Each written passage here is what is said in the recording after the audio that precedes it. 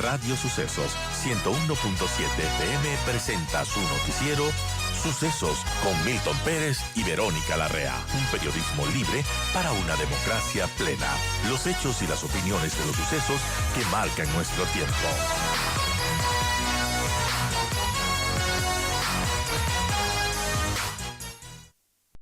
Bueno, ¿qué nos podría decir? ¿Cuál es su lectura de todos estos incendios, de la hipótesis que se está manejando sobre lo cual dice son provocados? Bueno, querida Verónica, buenos días. Siempre es un honor compartir con ustedes. Un saludo cariñoso a quienes están escuchando y mirando.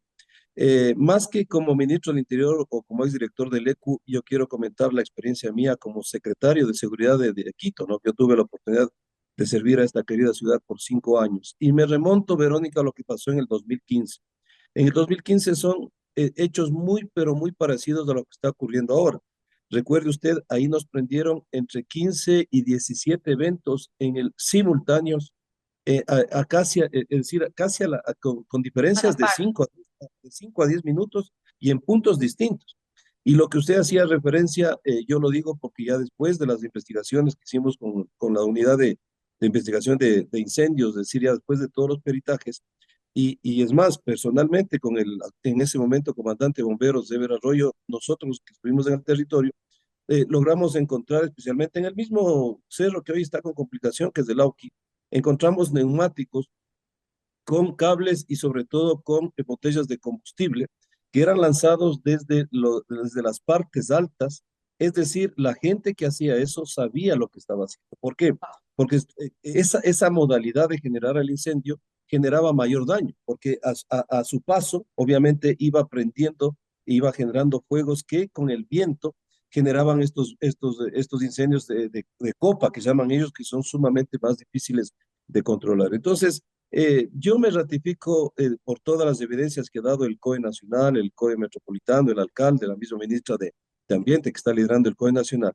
Yo me ratifico por la experiencia que vivimos en el 2015, de que es muy difícil pensar, Verónica, que 15, o ahora me dicen que son también 15 eventos que tuvieron simultáneos, que es muy difícil que 15 pirómanos se pongan de acuerdo para generar un incendio a la misma hora. Esto es concertado, esto es planificado, porque también tenemos que entender algo, mi querida Verónica. Nosotros llegábamos a conclusiones cuando hacíamos las evaluaciones de los temas de verano y de los incendios forestales. Yo me atrevo a decir que más del 90, ¿no? Más del 90% son factores humanos los que están, ya sea por dos aspectos, ¿no? Ya sea por el tema de negligencias, porque mucha gente generaba el tema de las quemas agrícolas con estas tradiciones absurdas de considerar que la quema de basura sobre su terreno le va a ser más fértil. Esa es una barbaridad que se les iba de las manos, pero eso quizás es un tema de negligencia, pero no tiene la planificación de generar daño, como sí los otros casos que ya son actos criminales, y yo estoy totalmente de acuerdo que se sancionen como terroristas, porque ¿qué pasó en nuestra época, Verónica? Nosotros, recuerde usted que generamos ya una sanción, pero esta persona se acogió al procedimiento abreviado, y como el COIPS tan solo establece de 1 a 3 años, le sancionaron con 1 año, que me parece que es muy poco para el daño que se hace. Así que si se los sanciona como terroristas, pues me parece que esa debe ser la modalidad, si es que ya existen detenidos y si con pruebas se demuestra que ellos son. Bueno, importante tomar en cuenta esto porque no son gente irresponsable que quizás, como menciona usted, Juan, estaba quemando basura o estaba haciendo una fogata o lo que sea y se le incendió. Son lugares primero que son de difícil acceso, ¿no? Y son simultáneos. Eso nos debe llevar a pensar que no es un tema que se dio fortuito, sino que realmente son intencionales. Ahora, ¿cuál puede ser el trasfondo de todo esto? Hay quienes creen que todo esto tiene un trasfondo político para desestabilizar. ¿Usted cómo lo ve? Bueno, en el caso del 2015, porque yo tengo que hablar sobre la base de la experiencia y de lo que Claro que nosotros sí. pudimos llegar a conclusiones, en ese momento, Verónica, las acciones eran para generar daño a la acción municipal. Eso era absolutamente claro, ¿no? Entonces el desgaste era probar la capacidad de respuesta del cuerpo de bomberos, y quizás ahora yo tengo que saludar el hecho de que la crisis ha unido al gobierno cantonal, al gobierno provincial y nacional. En esa época, con las condiciones políticas, era muy difícil que la alcaldía pueda generar acciones de coordinación con el gobierno nacional, y el Claro. municipio y las instituciones de respuesta municipal tuvimos que enfrentar prácticamente el gran porcentaje de las emergencias solos, lo cual es muy bueno ver una foto sentados a todas las autoridades olvidándose de los temas políticos, porque las crisis, la gestión de riesgos y sobre todo la seguridad, ¿no? Perdón que me salte un poquito a ese tema, debe unirnos a todas las autoridades. Quizás son los únicos temas en los que debemos ponernos de acuerdo todos, y eso me parece muy saludable, porque obviamente cuando usted optimiza recursos, amplifica capacidades, y eso es lo que se ha hecho, pero sí, Verónica, nosotros, por ejemplo, cuando tuvimos estos eventos del 2015, recuerde que nosotros veníamos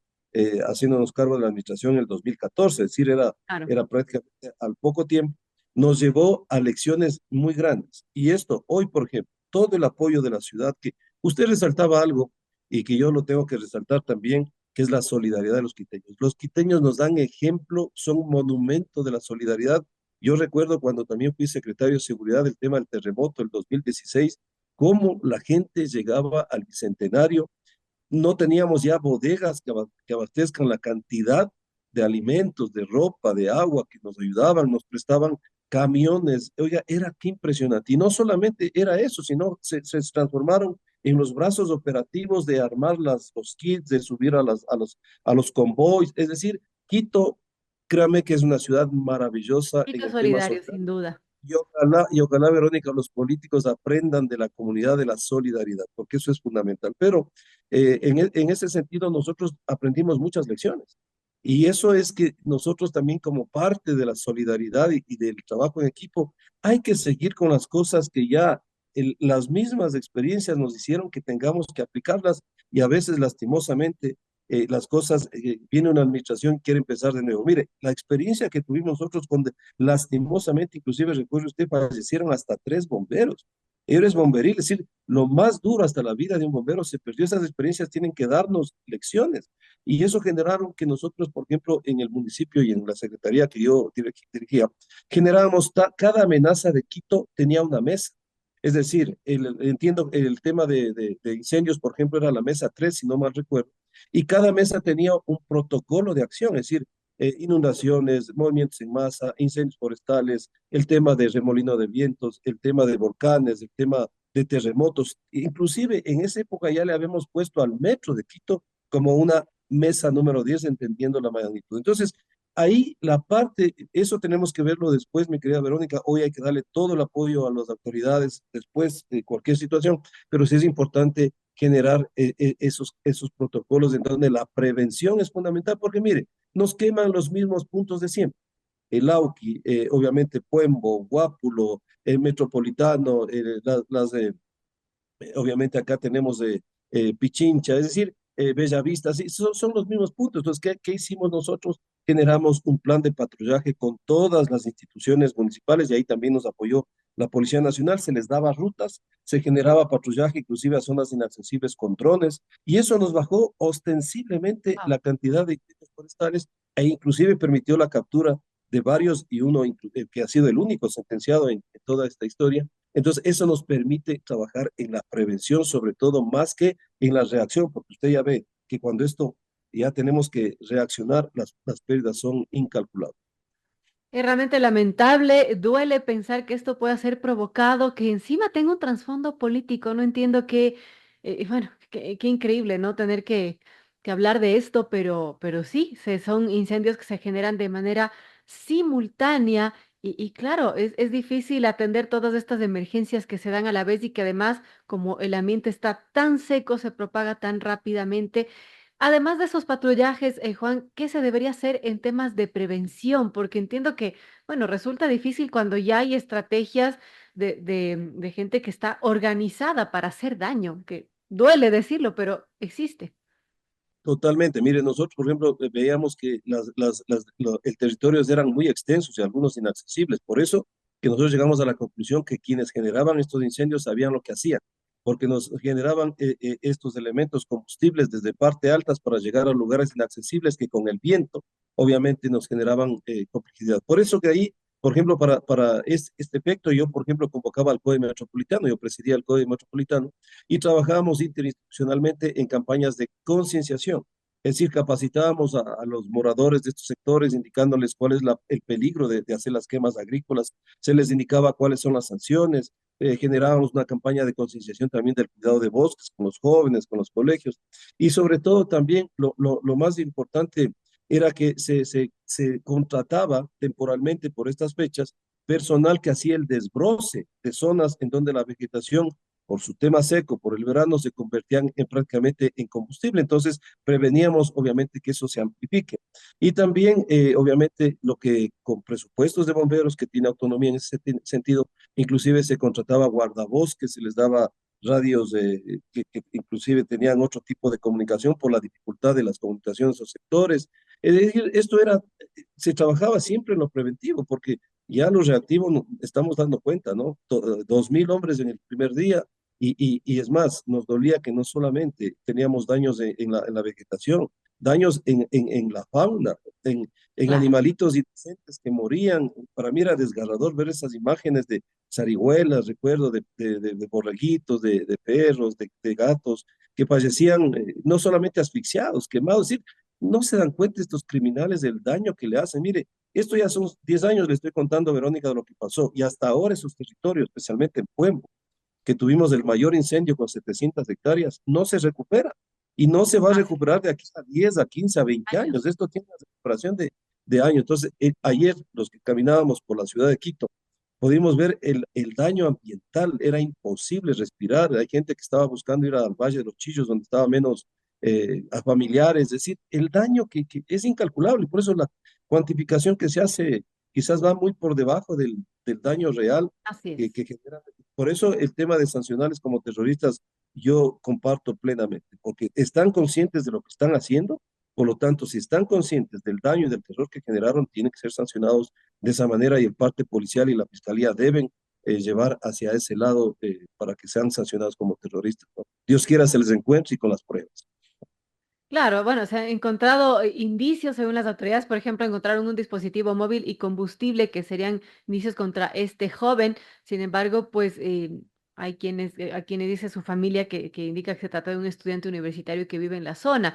En todo caso, que se pueda investigar y que las personas que también puedan contar con sus cámaras puedan revisar y se dé de alguna manera con los responsables, porque es inadmisible que cada año sucede lo mismo, y creo que este ha sido de los más graves de los daños que ha habido estos incendios forestales cerca de Quito. Y bueno, ¿usted cómo evalúa ese tema, ¿no? Porque claro, usted menciona, Juan, recuerda lo de 2015, pero cada año ha venido sucediendo, pero no sé si este año, en este 2024, se ha visto lo peor de estos incendios.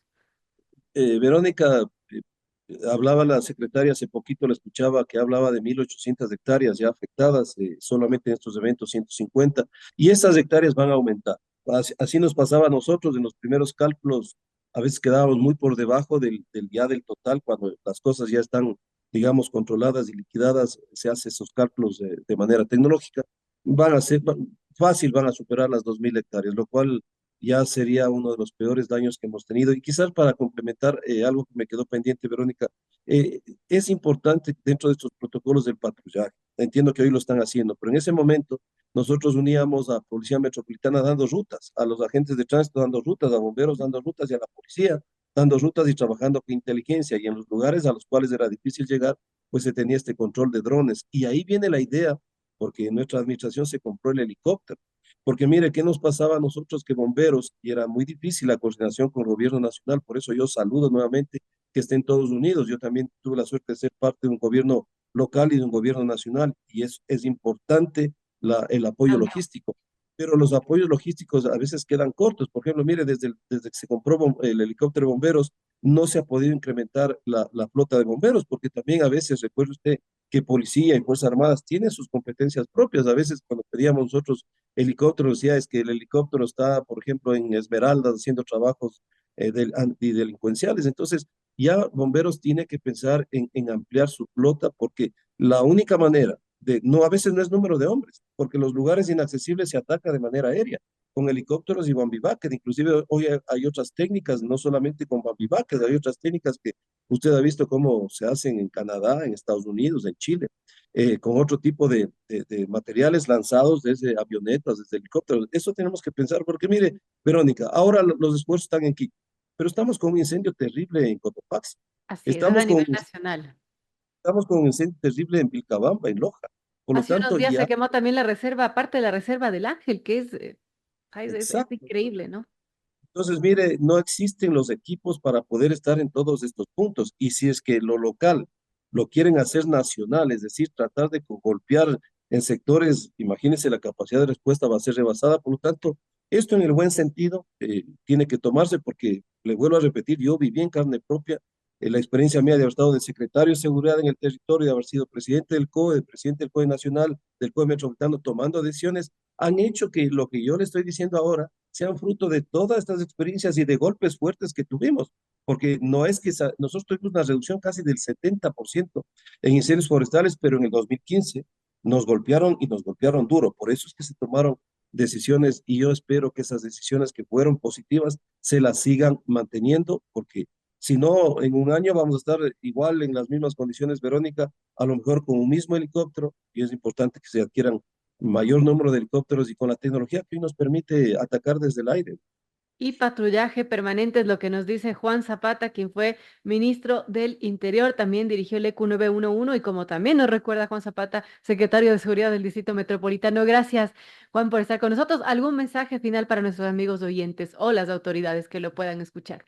Verónica, un último mensaje. A veces la misma solidaridad de la gente hace que quiera llegar a los puntos donde están operando bomberos y eso en vez de ayudar mejor complica, porque el bombero en vez de estar dedicado a combatir el fuego, tiene que estar dedicado a la seguridad también de las personas. Evitemos ya ir a esos puntos complejos.